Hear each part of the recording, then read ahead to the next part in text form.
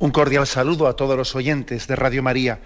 Un día más, con la gracia del Señor, proseguimos el comentario del Catecismo de nuestra Madre la Iglesia.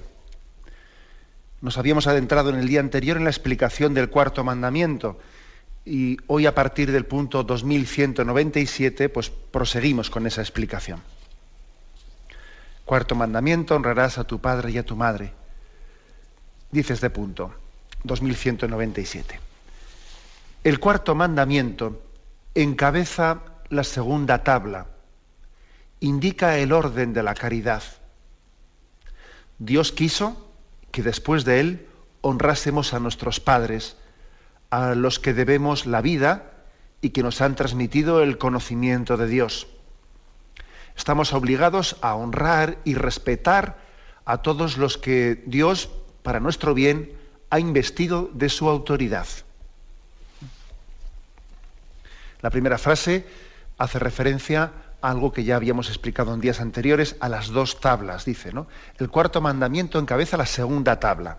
Refresco la memoria de que, en las tablas de la ley, las tablas que Yahvé entregó a Moisés, pues popularmente, a veces en algunas representaciones, se han solido dividir los mandamientos en dos tablas. En la primera tabla se ponen los 3 mandamientos y en la segunda tabla los otros 7. Entonces dice aquí, el cuarto mandamiento encabeza la segunda tabla. Los 3 primeros mandamientos hacen referencia a la relación con Dios y los 7 siguientes pues hacen referencia al amar al prójimo como a ti mismo. Pero el catecismo dice, pero fijaros bien, igual que no es casual que la primera tabla, los 3 primeros, estén encabezados por el principal de los mandamientos, amarás a Dios sobre todas las cosas, tampoco es casual que la segunda tabla esté encabezada por honra a tu padre y a tu madre.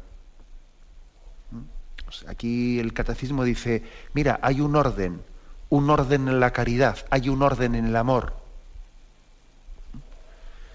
Y entonces dice, en la providencia, en la pedagogía de Dios, Él ha querido subrayar que ese orden, después de Dios, Dios ha querido que después de Dios sean nuestros padres, ¿no?, los que debamos de priorizar en el orden de la caridad. Como veis, pues una enseñanza muy práctica. Después de Dios, los padres. Después de Dios, la familia. Una cosa me parece que muy práctica y así la transmitimos. Por eso también la Iglesia es la gran valedera de la familia, porque así lo entendemos, Dios familia. Dios familia. Algunas veces pues se quiere decir después de Dios la patria. Pues no. Después de Dios la familia. También, por supuesto, que el valor a la tierra, a la patria, es un valor religioso, pero en el orden de Dios, en el orden de los mandamientos, después de Dios la familia y especialmente los padres. Aunque, como vais a ver, aquí el concepto que tiene el catecismo de familia o de relación con los padres no es es reductivo, sino que nosotros, lógicamente, pues cuando hablamos de padres también incluimos la relación familiar plena, ¿no? No una imagen reducida o nuclear de la familia, sino bien extensa, ¿no?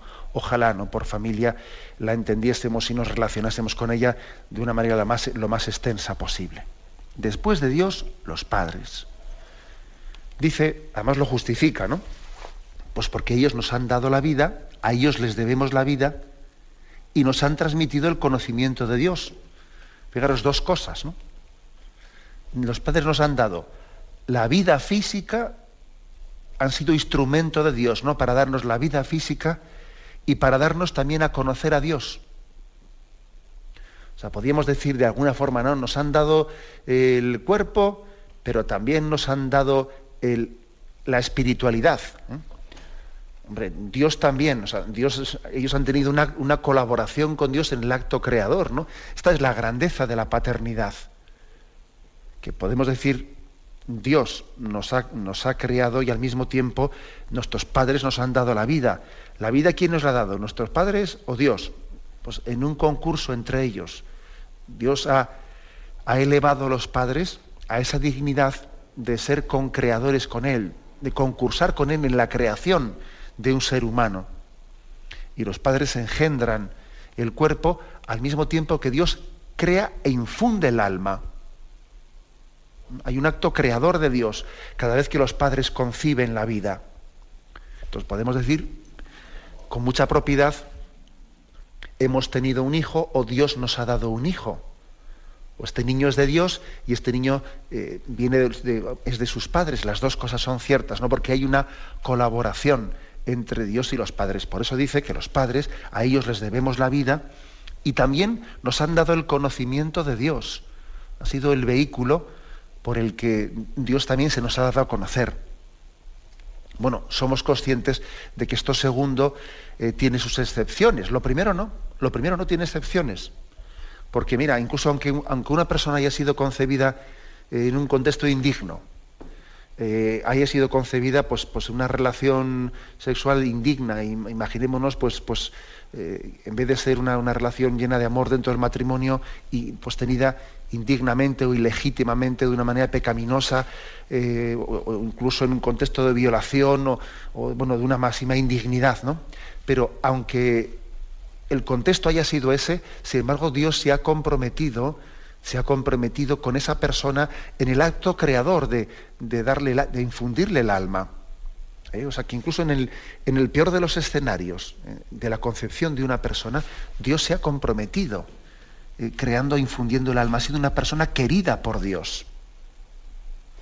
Aunque Dios no haya querido las circunstancias en las que ha sido concebida, porque han podido ser indignas. Bueno, pero sin embargo no es el niño, no es la criatura, la nueva criatura, la que tiene que pagar las consecuencias de ese pecado, ¿no? Sino que Dios se compromete dando plena dignidad a esa persona en el acto creador del alma.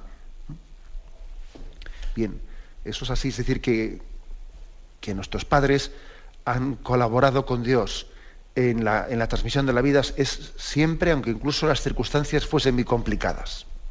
Y siempre podemos decir que hemos sido unos hijos queridos y deseados por Dios.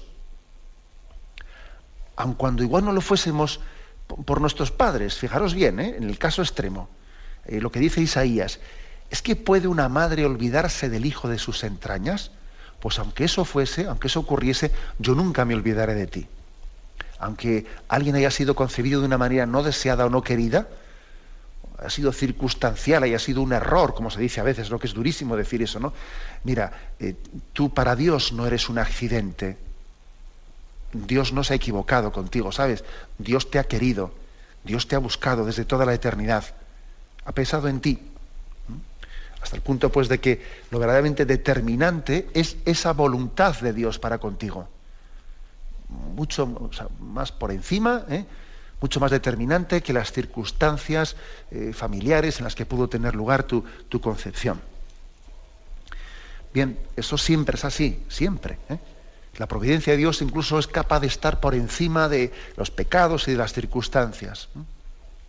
Y eso nos tiene que dar una conciencia interior de ser queridos y de autoestima, pues muy grande, ¿no? Muy grande. Es verdad que nuestra vida nos determina mucho pues la percepción que hemos tenido en el seno de la familia de haber sido queridos, ¿no?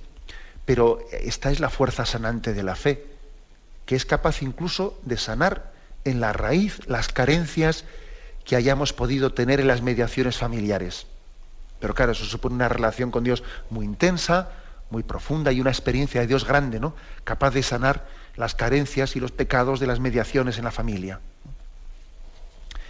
Esto siempre es así. Pero decía que no siempre, aunque generalmente sí es así, no siempre pues es eso de que uno ha conocido a Dios en el seno de la familia. Dice que pues, generalmente los padres son los que nos transmiten el conocimiento de Dios. Bien, no siempre. También hay personas que han conocido a Dios, han nacido en una familia que no ha tenido conocimiento alguno de Dios, una familia absolutamente atea, y ha conocido a Dios en otros ámbitos. Bien, pues es cierto que puede ser así, ¿no?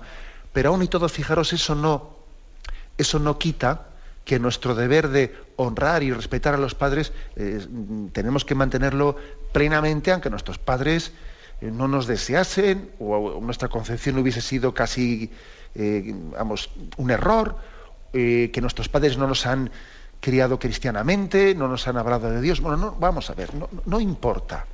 Nuestro deber de honrar y querer a nuestros padres es incondicional. Aunque las mediaciones no sean imperfectas, en el fondo son los padres que Dios me ha dado. Son los padres que Dios me ha dado. Y estoy llamado también, ¿no? Yo creo que nadie puede ser feliz si no se reconcilia en última instancia, pues incluso con sus padres, aunque haya tenido pues una infancia tormentosa. Es imposible ser feliz sin reconciliarse y sin llegar a comprendernos y a querernos, ¿no? Hay una expresión, ¿no?, que la voy a leer aquí. Una expresión dice: en todo hombre hay un núcleo personal que no es ya el propio de los padres ni parte de los padres. Hay algo inédito, irrepetible, sagrado, que viene de Dios mismo. Fijaros lo que dice aquí esta expresión, ¿eh? Mis padres no me quisieron a mí. Quisieron un niño o una niña, ¿no? Pero a mí solo me ha conocido y querido Dios. Ya sé que esta expresión que estoy diciendo es un poco fuerte, pero yo creo que es auténticamente verdadera. Mis padres, incluso en el sentido de que, en el caso, en el supuesto, pues que será por supuesto el mayoritario, ¿no?, que nos han tenido consciente y libremente y con una paternidad y una maternidad pues libre y deseada y abierta a la vida, nuestros padres, no es que ellos me quisieran a mí en persona, ¿no? Ellos querían un hijo, pero claro, ellos no me conocían. Ellos no nos conocían antes de nosotros de ser concebidos, ¿no? Querían un hijo, querían que Dios le diese un hijo, pero ellos no eran capaces de saber qué hijo concreto iba a ser, con qué virtudes, con qué defectos. A nosotros, a mí, a ti, a cualquiera de nosotros, en realidad solo nos ha conocido y querido plenamente Dios. Dios sí que nos conocía antes de nosotros existir. Y Él quería que yo en concreto naciese. Pero yo en concreto, no un niño, no. Ahora mis padres querrían un niño, pero ellos querían, Dios quería, sin embargo, Él me conocía personalmente y quería que yo viniese a la vida. Por eso digamos que la forma, el amor que tiene Dios hacia nosotros es mucho más personal que el que puedan tener los padres. Claro, el amor de los padres ya sabemos que es, ¿no? Es tremendo, es un amor admirable, ¿no? Pero no llega al amor de Dios, no puede llegar al amor de Dios. Porque, como digo, los padres querrían un hijo, pero no podían quererme a mí en persona porque todavía no me conocían. Y sin embargo Dios sí, me ha conocido, me ha querido, desde toda la eternidad ha pensado en mí. Esto es importante, y además especialmente importante, pues si lo escuchan también oyentes que igual han podido tener pues circunstancias familiares turbulentas, duras, en las que su existencia, pues igual pudieron ser pues abandonados y han podido pues nacer también en una institución que les acogió y que después fueron adoptados aquí y allá. Bueno, aunque esas historias sean muy duras, no cambian lo sustancial, y es que aunque las mediaciones humanas fallen, porque todos somos pecadores, Dios te ha querido y te ha conocido desde siempre. Hace poco, me imagino que lo escucharíais, en los medios de comunicación dieron noticia de que un niño recién nacido había sido abandonado en un confesionario en una iglesia de Madrid. Por cierto, que a mí me sorprende, ¿no? Me sorprende el hecho de que algunos se escandalicen y entonces dice, vamos a buscar a la persona que ha abandonado a ese niño de esa manera. Madre mía, si todas las personas que abortan, en vez de abortar a sus niños, les diesen una posibilidad y dejasen a ese niño en un confesionario, además tal y como la noticia dice, ¿no? Decía, el niño tenía al lado unos pañales preparados, le acababan de dar de mamar. Bueno, vamos a ver, ¿no? Perseguimos a esa madre que ha abandonado a ese niño en un confesionario, que no digo yo que esté bien, pero vamos, perseguimos a esa madre y sin embargo justificamos como un derecho y queremos ampliar, ¿no?, una ley que justifique el que alguien elimine al niño, ¿no? Pero qué contradicciones tan grandes, ¿no?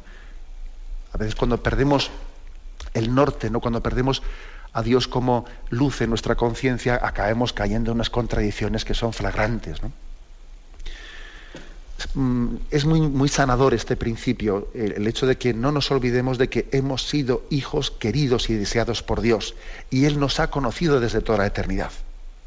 Por eso, aunque nuestra vida, nuestro entorno familiar haya sido complicado, incluso aunque no sean nuestros padres los que nos hayan dado a conocer a Dios, incluso aunque ellos hayan velado, hayan de alguna manera ocultado a Dios, en vez de haber sido pues un reflejo, un espejo que refleje y acerque a Dios, aunque lo hayan ocultado, nosotros estamos llamados a amarles, porque han sido un conducto a través del cual Dios ha llevado adelante su providencia con nosotros.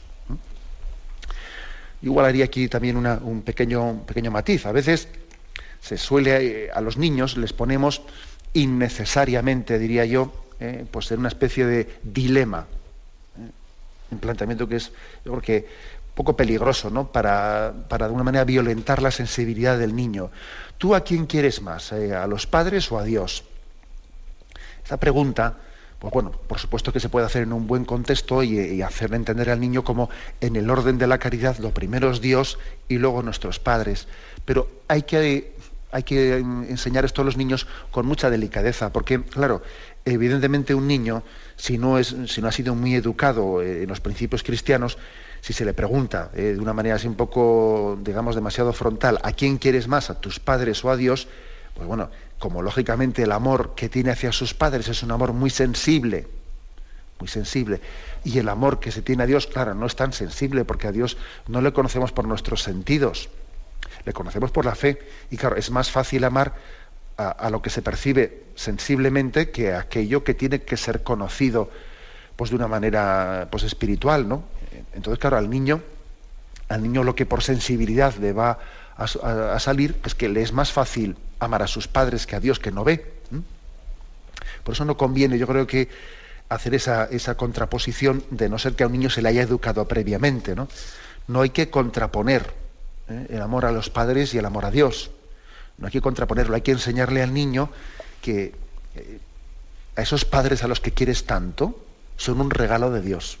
Mira qué bueno es Dios que te ha dado a tus padres.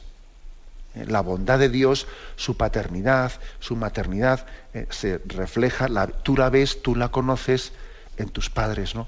Los labios de tus padres que te besan por la noche son los labios de Dios. Las manos que te acarician son las manos de Dios. Así tenemos que expresarlo, ¿no? No como una oposición. O los padres o Dios. No. Tenemos que verlo de la otra manera, ¿no? Los padres son sacramento, sacramento de Dios. Bien, tenemos un momento de reflexión y continuamos enseguida.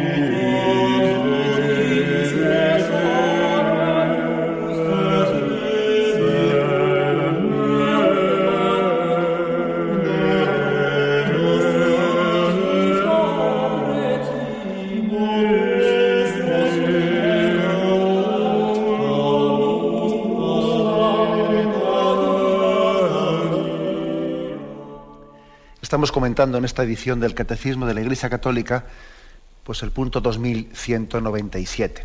En él se habla del orden de la caridad. Después del amor a Dios está el amor a los padres. El cuarto mandamiento, el de amar a los padres, encabeza la segunda tabla de los mandamientos, igual que el amar a Dios sobre todas las cosas encabeza la primera tabla, la segunda tabla, que son los deberes de amar al prójimo como a nosotros mismos, está encabezada por el amar a los padres. Decía un autor, con un poco de ironía, pero yo creo que vamos a entender todos esta expresión, decía Bertrand Russell, que el secreto de la felicidad está en haber elegido bien a los padres. Digo que es un poco irónica la expresión, porque todos somos conscientes de que a los padres no les elegimos.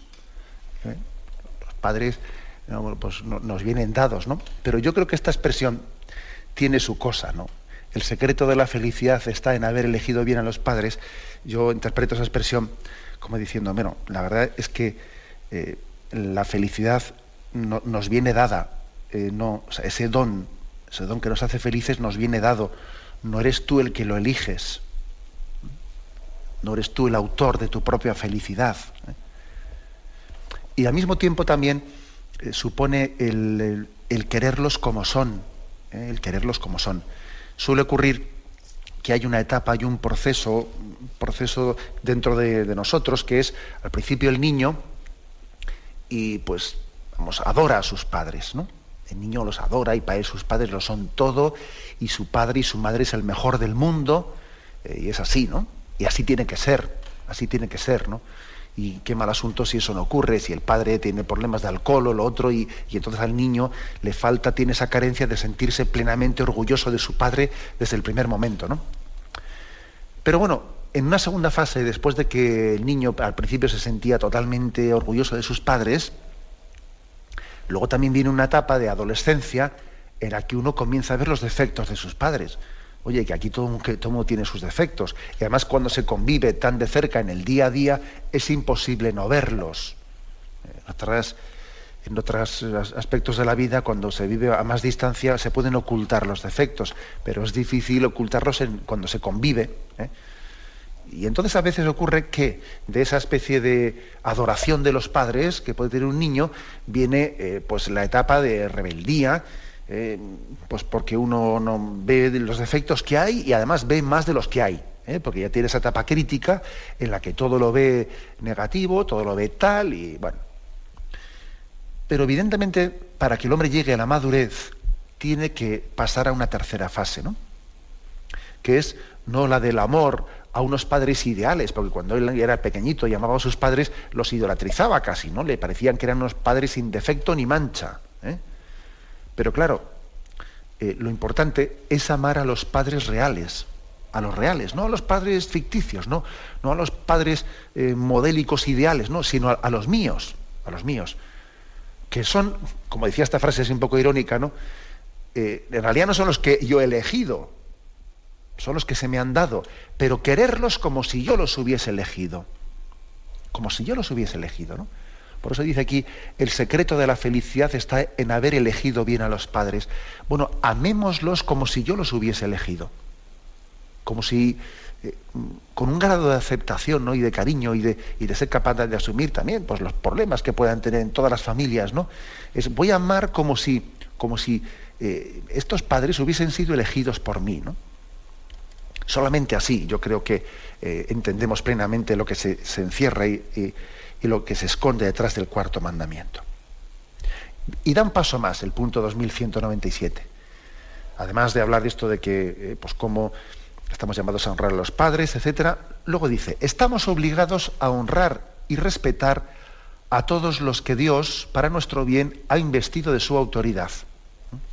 Es decir, que el cuarto mandamiento no únicamente regula la relación, ¿no?, con los de respeto, de cariño, de honra entre padres e hijos, sino también entre los súbditos y aquellos y las autoridades legítimas.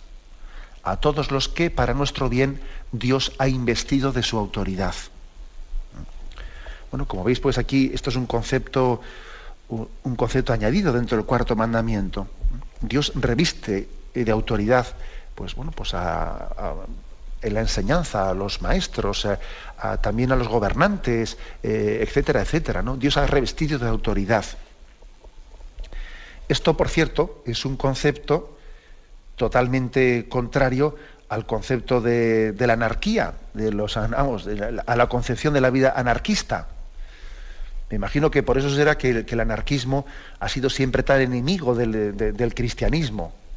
Y sabemos que dentro de los capítulos de la persecución religiosa pues especialmente ha sido desde las concepciones marxistas y desde las concepciones anarquistas, de donde muchas veces se ha echado leña al fuego o gasolina al fuego para azuzar la persecución religiosa. El marxismo, con esa teoría de que la religión es el opio del pueblo, de que la religión es una invención pues para que los pobres se resignen y así no luchen por la justicia en esta vida y esperen el cielo en la siguiente, esa teoría absurda. Y el anarquismo que dice pues que no existe ningún orden jerárquico y que todas esas son invenciones pues que las religiones han querido tutelar. Y entonces aquí no existe ningún principio de autoridad. La autoridad es sencillamente una manera de opresión.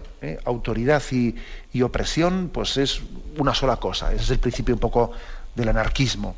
Claro, el anarquismo con esos principios ha visto un enemigo absoluto en el cristianismo, porque el cristianismo, yo creo que todas las religiones, no solo el cristianismo, fundamentan un principio de autoridad. Que la autoridad última, la soberanía última está en Dios, y máxime todavía pues en la religión cristiana o judeocristiana, donde se habla de un Dios creador, que no únicamente crea, sino que ha hecho una creación pues con un orden interior dentro de ella y un principio, y delegando su soberanía también en mediaciones concretas, ¿no? Dios ejerce su soberanía pues también a través de causas segundas, a través de instrumentos suyos para gobernar el mundo. Claro, eso al anarquismo le repele, le chirría. Bueno, pues ¿qué le vamos a hacer? Y miren ustedes, habrá que decir a los anarquistas pues que sean tolerantes, ¿no? Que sean tolerantes, que entiendan ellos que también tenemos nosotros derecho a pensar que esa especie de alergia que ellos tienen al principio de autoridad hace que el hombre quede plenamente desamparado. Ellos por preservar la dignidad del hombre están negando todo principio de autoridad, incluso la misma familia, y al final lo que hacen es conducir al hombre a su autodestrucción. Es así. Un hombre, el ser humano, si no es también tutelado, preservado por el principio de autoridad, está condenado a su autodestrucción. Es la ley de la selva, la ley, claro, la más fuerte, ¿no? Es curioso que el anarquismo niega el principio de autoridad y luego coge las pistolas para matar a los que no piensan como ellos. Oiga, ¿y eso no es ejercer una autoridad? ¿Usted qué autoridad tiene para pegar un tiro al que no piense como usted?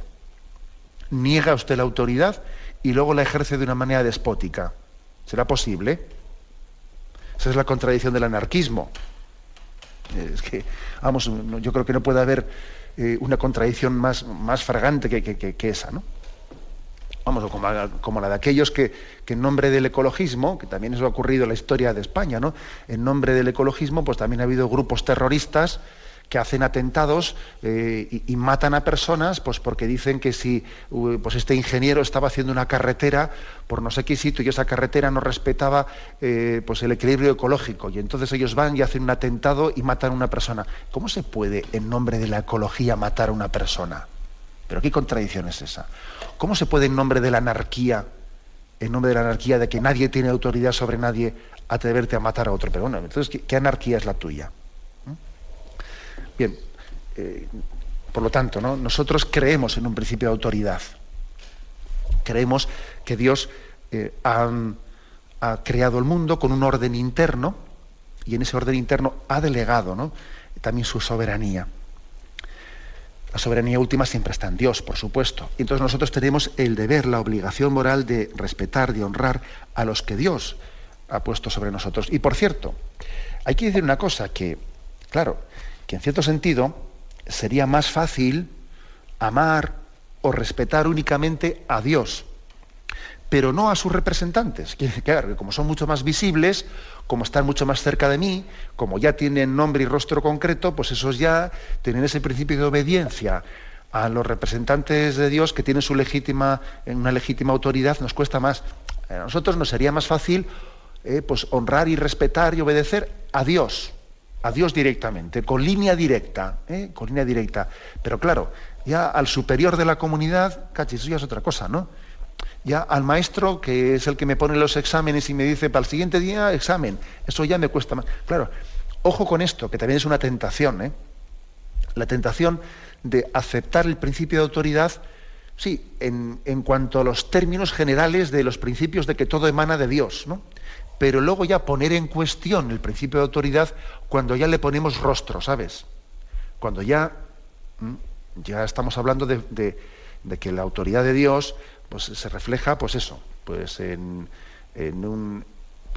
la autoridad legítima de los gobernantes, o en la autoridad también que tiene para un alumno un maestro, o en la del obispo para los fieles, etcétera, etcétera. Entonces puede llegar a costar más, porque ya la autoridad, ese principio de soberanía, tiene rostros concretos.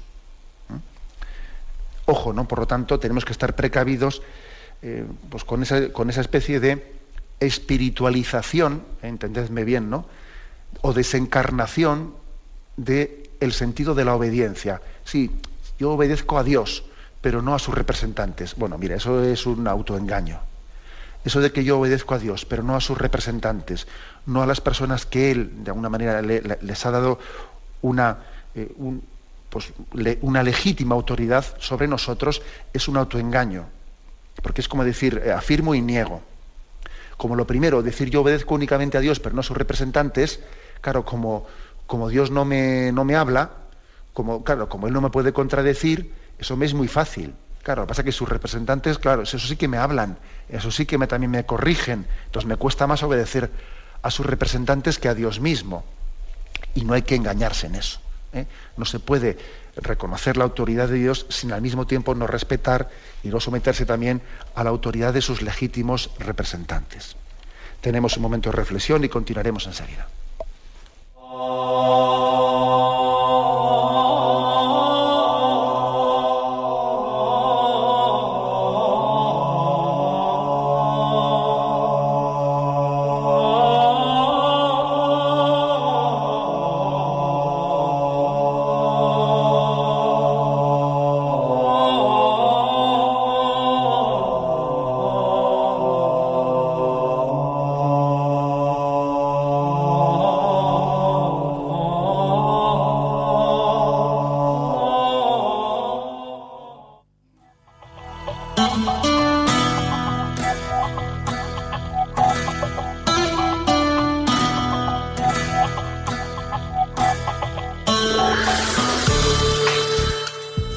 Después de las vacaciones estivales, recuperamos el ritmo habitual de nuestras vidas. Trabajo, colegios, institutos, facultades, todos comenzamos una nueva etapa con lo que ello supone. Radio María se encuentra ultimando la nueva programación que dará comienzo en octubre con más programas, nuevas voces y más propuestas. Nuestro compromiso requiere una implicación mayor para hacer de nuestra radio el proyecto evangelizador definitivo. Sin embargo, acometer nuevos retos nos exige cuidar el camino recorrido hasta ahora como una gracia. Nuestro milagro cotidiano se llama Radio María. Participe con nosotros en la radio de la Madre. Ingrese su aportación en cualquier sucursal del Banco Popular o en sus filiales en la cuenta de la Asociación Radio María. También pueden hacerlo por transferencia bancaria, giro postal o cheque a nombre de Asociación Radio María, enviándolo a Radio María, calle Princesa número 68, segundo E, 28008 de Madrid. Radio María, la fuerza de la esperanza.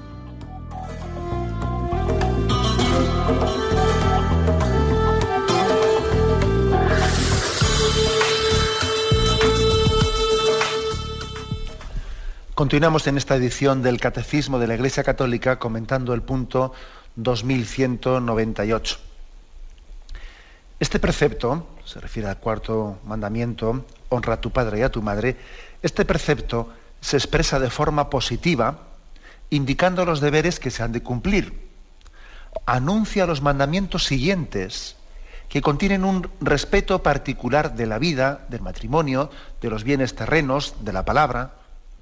Constituye uno de los fundamentos de la doctrina social de la Iglesia. Bueno, la afirmación yo creo que así un poco más digna de, o más así que nos está suscitando una reflexión en este punto, es el hecho de que el cuarto mandamiento, ese que encabeza la segunda tabla, que decíamos de los mandamientos del amor al prójimo y a uno mismo, es un mandamiento que está formulado en positivo, perdón. Honrarás a tu padre y a tu madre. O sea, en positivo. Mientras que los siguientes, los que vienen a partir de aquí, se formulan ya en negativo. El quinto, no matarás. El sexto, no cometerás actos impuros. El séptimo, no robarás. El octavo, no levantarás falsos testimonios ni mentirás. El noveno, no consentirás pensamientos ni deseos impuros. Y el décimo, no codiciarás los bienes ajenos, ¿no? Es curioso, ¿no? Es curioso que en la segunda tabla, el primero, el honrarás a tu padre y a tu madre, está formulado positivamente y los demás en negativo. ¿Esto por qué?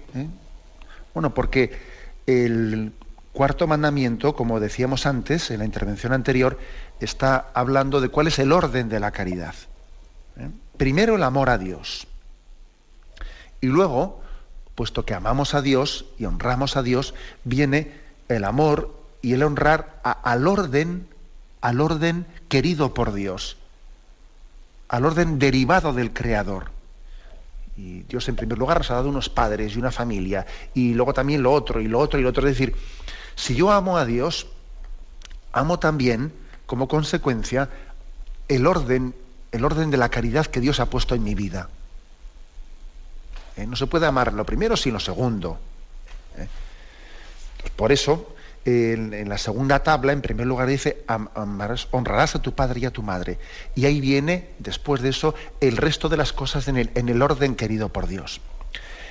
Sin que tengamos, fijaros bien, ¿no? Sin que tengamos complejo alguno también en extraer las consecuencias en negativo. Es decir, si yo amo a Dios y si yo amo y quiero y respeto también el orden querido por Dios, lógicamente de ahí se extraen consecuencias negativas. Es decir, si yo amo a Dios, si amo a la familia, si yo quiero la voluntad de Dios, luego esto no será posible, esto es incompatible, lo otro es incompatible. Lo he dicho en alguna ocasión, pero creo que es un momento importante para remacharlo un poco más. No tenemos que caer en la trampa, que yo creo que está bastante extendida, de contraponer pedagogías positivas y pedagogías negativas. Y entonces tenemos que ser positivos y formular únicamente principios estimulantes que formulen y pongan ideales en positivo, sin prohibir nada. No hablando en negativo, porque eso es un lenguaje que no estimula a los jóvenes, sino que el joven, que es muy amante de su libertad, lo que quiere es que se le abran perspectivas, que se le abran caminos, pero sin prohibir nada. Vamos a ver, detrás de ese lenguaje yo creo que es muy bonito, ya sé que es una formulación muy guay, pero se esconde una mentira. Se esconde una mentira. Es decir, no se puede contraponer pedagogía positiva y negativa. Una afirmación en positivo de un valor tiene unas consecuencias también en negativo. Y hasta que no hayamos también asumido las consecuencias en negativo, en el fondo es que no hemos asumido el valor en positivo. Porque si a alguien se le explica qué bella es la vida, qué bonita, etcétera, y esto y lo otro, vamos a ver si la dignidad de la vida, la dignidad del ser humano, y se le conculcan esos principios, mientras que no sea también él capaz de extraer, ¿no?, o de asumir las consecuencias negativas que de ello se deriva, pues que si la vida es así de digna y así de bella, es una barbaridad destruirla, y tenemos que respetarnos mutuamente. Y la guerra es una calamidad, y el aborto es un asesinato de un ser totalmente inocente, etcétera, etcétera. Es decir, si no extraemos las consecuencias negativas, pues tenemos el peligro de hablar, pues, en términos muy bellos, pero que no han terminado de calar en nosotros hasta llegar a la plena coherencia. La vida coherente supone las cosas, formularlas en positivo y en negativo. Si no, no hay coherencia. Por eso también fijaros que cuando a un adulto que se va a bautizar se le hace su examen, su credo, ¿no?, para que de alguna manera confiese su fe en Jesucristo, se le pregunta en positivo y en negativo. ¿Crees en Dios Padre Creador? Y luego se le pregunta, ¿renuncias a Satanás, etcétera? Sí, renuncio. Es decir, las cosas son en positivo y son en negativo. Luego, no nos dejemos engañar por esa especie de planteamientos de que no hay que negativizar nada, no hay que prohibir nada, no hay que decir no, si es que además es la cara y la cruz de una misma moneda. Si no son dos cosas distintas, si es la cara y la cruz de la misma moneda. Además, yo creo que los que nos hemos dedicado pues mucho tiempo a predicar, ¿no? y a hablar con los jóvenes, o incluso yo diría hasta en una misma homilía, en un mismo sermón de una Eucaristía, creo que somos conscientes de que cuando explicamos un principio, el grado de atención de los fieles que están asistiendo a una Eucaristía es especialmente grande cuando estamos hablando no de principios hermosos y generales, sino cuando descendemos a lo concreto y decimos, y esto es una barbaridad. Entonces te das cuenta de que la atención concreta de los fieles allí presentes es máxima. ¿Por qué? Porque dice, anda, este está concretando, no está únicamente formulando grandes principios y valores, que por supuesto que hay que formularlos. El de la solidaridad, el de la sinceridad, sí, pero luego descendamos, ¿no? Y dice, y mentir de esta manera pues es contrario a la ley de Dios, y esto y lo otro, o faltar a las promesas o tal, y te das cuenta que el grado de atención pues que presta el pueblo de Dios cuando se predica poniendo ejemplos concretos de cómo podemos pecar contra ese principio es muy grande. ¿Por qué? Pues porque el pueblo de Dios también quiere consecuencias prácticas. El pueblo de Dios no quiere únicamente que se le hable de grandes principios, que por supuesto que hay que hacerlo. El pueblo de Dios también quiere concreción, quiere que se le ayude también a aterrizar.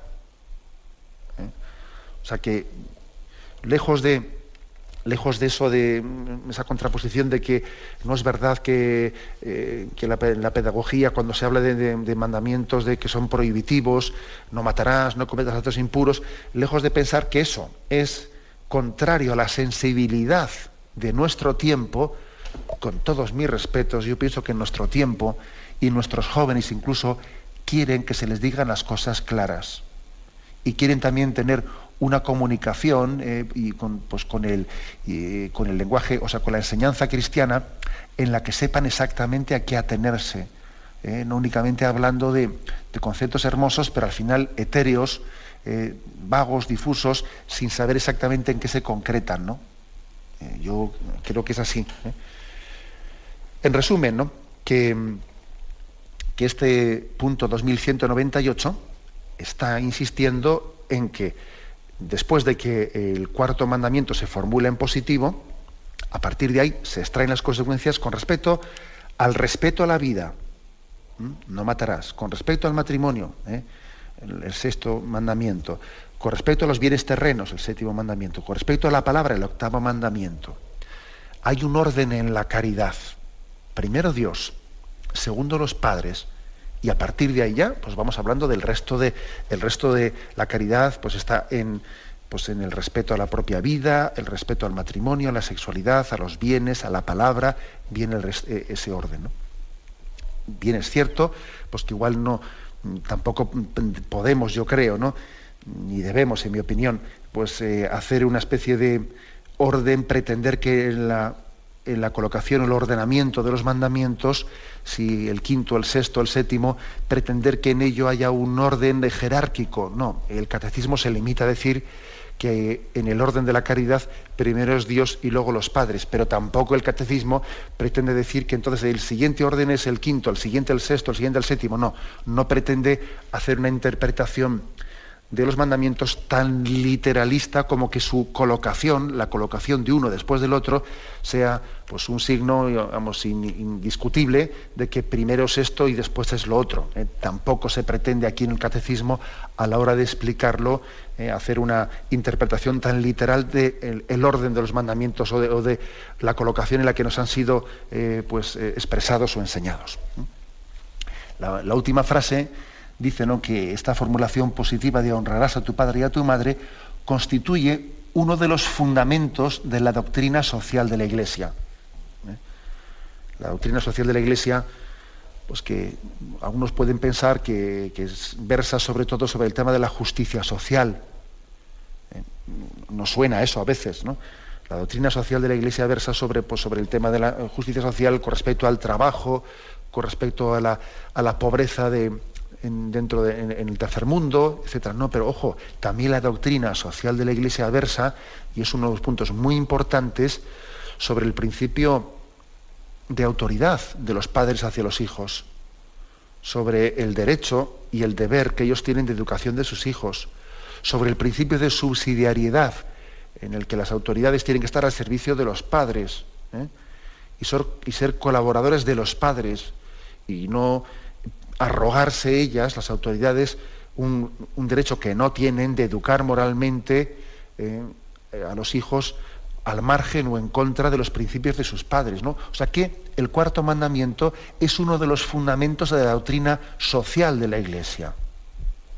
Y muy importante, por supuesto, ese principio de autoridad que se reconoce a los padres, del cual vienen unos deberes y unos derechos también. Lo dejamos aquí. Hemos explicado estos dos puntos, el 2197 y 2198. Y ahora damos paso a la intervención de los oyentes. Podéis llamar para formular vuestras preguntas al teléfono 917 107 700. 917 107 700.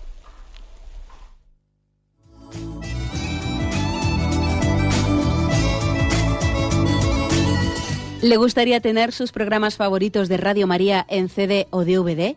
Ahora es posible.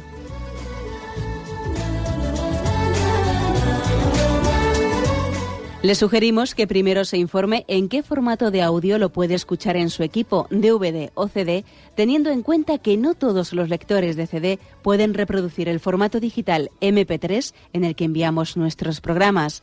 Y luego, si quiere en su casa esos programas que tanto le gustan, solo tiene que escribir una carta a Radio María, Paseo Lanceros 2, primera planta, 28024, Madrid, indicando si lo quiere en CD o DVD y cuántos programas. También le rogamos que escriba su nombre, dirección y no se olvide de facilitarnos un teléfono de contacto para cualquier duda que nos surja.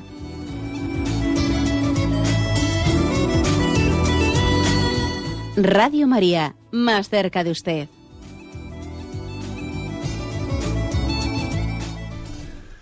Sí, buenos días, ¿con quién hablamos? Buenos días, monseñor. Adelante. Mire, le quería hacer dos preguntitas, voy a ser muy breve. La primera, que ayer no pude entrar en antena, que habló usted del libro de la sabiduría, y yo precisamente el capítulo 3 y el capítulo 4 lo leo mucho, y en el capítulo 3 habla de las uniones ilegales, de las uniones de las parejas, imagino que serán las que están viviendo de pareja de hecho y tal, ¿no? Yo, como lo tengo aquí reflejado por una hija, lo que a mí me quiero que usted me explique, porque yo, tal como lo leo, lo entiendo, que pone que los hijos de estas parejas de uniones ilegales no prosperarán y que a la hora de la muerte serán juzgados por el Señor por los pecados de sus padres. Yo eso, Señor, no acabo de entender, porque estos niños no tienen ninguna culpa de haber nacido de estas familias, ¿no? Y luego, por otro lado, se trata de la misma familia, ¿no? Nos ha dicho usted que los hijos nos tienen que aceptar a los padres como somos. Pues mire, esta hija a mí me ha querido muchísimo, a nosotros, nos ha querido muchísimo, a la familia y todo, y en el día de hoy no nos puede ni tragar y no sabemos por qué. Entonces yo ya sé que usted me va a decir, pues nada, rezar, pero ¿hay algún otro motivo para esto? Porque yo me quiero acercar a ella y te desprecia, no sé, yo es que no sé, te tira en cara la cristiandad, te tira en cara que eres cristiana, que eres esto. Entonces, Padre, Monseñor, aquí, ¿qué se debe hacer? Eso solo estas dos preguntas, gracias. Bien, vamos a ver, con respecto a lo segundo, pues es muy difícil saber, ¿no? Pues qué puede haber dentro de ella. Yo me imagino que puede haber una combinación de dos cosas, ¿sabe?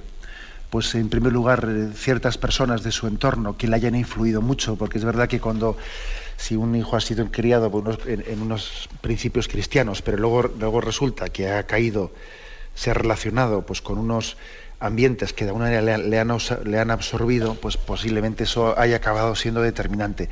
Si a eso se añade que también el rebelarse contra el principio de autoridad o contra los valores cristianos con los que ha sido educado, así se puede autojustificar, ¿no? Autojustificar de la vida que lleva, pues entonces, claro, es una combinación pues, casi como anillo al dedo, claro.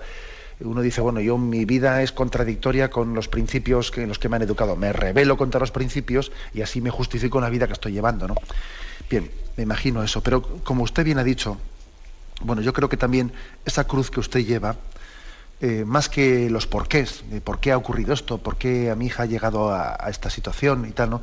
Yo creo que más que por los porqués, usted tiene que vivir, pues, preguntarle al Señor, ¿no?, el cómo llevo yo esta situación, ¿no? Y llevarla, pues, sin perder el cariño, sin perder la esperanza y sin perder también la capacidad de expresarle a su hija, pues un amor incondicional, que dice usted que es que a mí me han retirado la palabra. Bueno, mire, usted no procure no devolver al mal con el mal. En lo que esté de su parte, en las oportunidades que tenga de relación familiar, usted siempre, ¿no?, pues una semilla de amor incondicional, que ella se dé cuenta que va a ser siempre hija, y va a ser hija incondicionalmente. Y por supuesto ore por ella, como usted bien decía, ¿no?, que esté en la primera intención de su oración, como seguro que lo estará. Con respecto a la pregunta que hacía respecto al libro de la sabiduría, es cierto que la Sagrada Escritura, en algunos pasajes del Antiguo Testamento, hay una concepción en la que los hijos, de alguna manera, están asumiendo las consecuencias del pecado de sus padres. Hay bastantes pasajes que dice los hijos como pagan el pecado de sus padres, ¿no? Sin embargo, hay un momento determinado que en la historia de la salvación eso queda iluminado, y explícitamente. Pasa que quizás ahora me pilla que no podría yo ahora mismo buscar esos textos, pero hay un momento en que la Sagrada Escritura, porque también, como he dicho muchas veces, hay una evolución en la revelación. Hay una evolución, por eso el Antiguo Testamento tiene que ser leído desde el Nuevo Testamento. Llega un momento en el que la Sagrada Escritura dice: se os ha dicho que los hijos asumirían el pecado de sus padres, pero Yahvé hará, los hijos responderán de sus pecados y los padres de los suyos. Eso explícitamente, pues en la Sagrada Escritura llega un momento en que los profetas, en ese ejercicio de reflexión, ¿no?, y de recepción de la revelación de Dios, llegan a tener la luz suficiente para formular eso. Entonces entendamos que en la Sagrada Escritura no todo tiene la misma luz de revelación, sino que hay un increscendo hasta llegar a Jesucristo. Pues esto también nos explica cómo puede haber unas sectas que saquen un versículo del Antiguo Testamento y arman un lío con él. Oiga, mire usted, el Antiguo Testamento tiene que ser leído desde el Nuevo, viendo que ha habido una progresión de luz hasta llegar a Jesucristo. Bien, adelante, damos paso a un siguiente oyente. Buenos días. Hola, buenos días. Buenos días. Bien, soy Luis de Almería. Adelante, Luis. Bien, entonces, ha mencionado, una cosa que todos los católicos estamos muy preocupados, que es sobre el tema del aborto, una vez más, ¿no? Uh-huh. Entonces, teniendo en cuenta esa realidad, yo creo que, yo recuerdo en las últimas elecciones que se dijo, en fin, y creo que usted mismo lo dijo, que había que votar a los partidos políticos que tuviesen representación parlamentaria, ¿no? Entonces, si teniendo en cuenta que todos los partidos políticos que tienen representación parlamentaria son abortistas, no habría que dar una oportunidad a partidos que sí siguen fielmente la doctrina social de la Iglesia. En fin, yo represento aquí el Partido Alternativa Española, que sigue fielmente toda la doctrina social de la Iglesia. Entonces, ¿por qué no apoyar esos partidos para que son los que realmente podrían acabar con el aborto en España? Esa es la pregunta. Por lo menos apoyarlos en el sentido de decir algo así como, mire, en estos momentos no hay ningún partido de los mayoritariamente que se votan que están a favor de la vida. Por lo tanto, aconsejamos votar a partidos que sí están a favor, aunque de momento no tengan representación parlamentaria. Eso es todo. Gracias. De acuerdo. Yo creo que usted se equivoca cuando dice que igual la Iglesia haya dado en su consejo o en su orientación moral la orientación de que los católicos deben de votar a partidos que tienen representación parlamentaria. Yo creo que eso la Iglesia jamás lo ha dicho, y por supuesto un servidor tampoco. O sea, la orientación moral que da la Iglesia no es que el voto tenga que estar dirigido a alguien que tenga o no tenga representación parlamentaria, sino a alguien que sea coherente. Yo creo que la reflexión que en un momento determinado hicimos fue la siguiente, fue la de decir, ojo con el tema de que nuestro voto esté siempre condicionado por el argumento del mal menor, Porque claro, si es que al final nuestro voto, el voto de los católicos, siempre va a estar dirigido al mal menor y al mal menor, al final no tenemos un proyecto coherente con la doctrina social católica, y lo lógico es que la expresión también política, la expresión social en la que se expresa el voto de un católico, tenga una coherencia con sus principios y no esté siempre con el mal menor y el mal menor. Bien, luego otra cosa concreta es que qué partidos concretos sean, y que existe también pues una falta de unidad muy grande, y que a veces también puede haber partidos políticos que, me refiero pues del estilo del que usted igual también ha hablado, extraparlamentarios, que también pueden pecar de tener falta de unidad pues con otros partidos que también defienden los mismos principios, y eso no ayuda nada también a los católicos a la hora de votar. Lo digo para que también todos hagamos nuestra reflexión de autocrítica, porque claro, eso también es cierto. Pero bien, esa es una preocupación que ahí tenemos que tener latente, la preocupación de que también los católicos tenemos derecho a tener un voto coherente y no siempre sujeto al mal menor, que me parece que eso es uno de los males más grandes que arrastramos. Bien, me despido con la bendición de Dios Todopoderoso. Padre, Hijo y Espíritu Santo, descienda sobre vosotros. Alabado sea Jesucristo.